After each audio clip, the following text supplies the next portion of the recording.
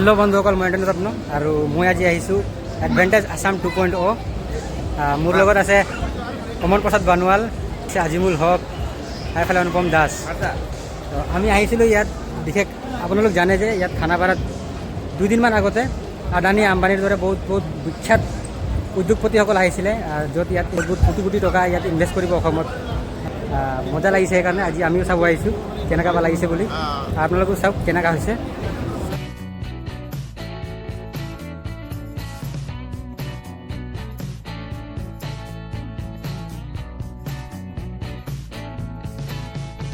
ইয়াতে চাব পাৰিছে যিসকল কোম্পানীয়ে ইয়াত বিনিয়োগ কৰিবলৈ বিচাৰিছে তেওঁলোকে বিভিন্ন ধৰণৰ ইয়াত চেম্বাৰ বনাই দিছে, বা এটা নিজৰ কাৰণে অফিচ সৰু সৰু, আৰু এইবিলাকত তেওঁলোকৰ ৰিপ্ৰেজেণ্টেটিভ আছে। যেনেকৈ ইয়াত জাপানৰ ৰিপ্ৰেজেণ্টেটিভ আছে, তাত কেনেকৈ জব অপৰচুনিটি পাব পাৰে তাৰ কাৰণে বুজাইছে। ইয়াত যেনেকৈ ইনফ্ৰাষ্ট্ৰাকচাৰ ৰিলেটেড কিছুমান বস্তু আছে।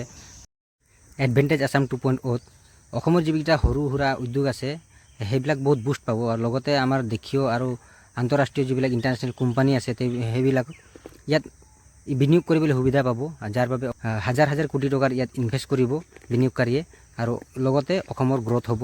বন্ধুসকল চাব পাৰিছে, ইয়াত অসমৰ নহয় গোটেই ভাৰতৰ লগতে গোটেই পৃথিৱীৰ মানে অন্য দেশৰ ইনভেষ্ট কৰিব অসমত, আৰু বহুতখিনি ছেক্টৰত আমাৰ অসমৰ উন্নতি হ'ব বুলি কৈছে।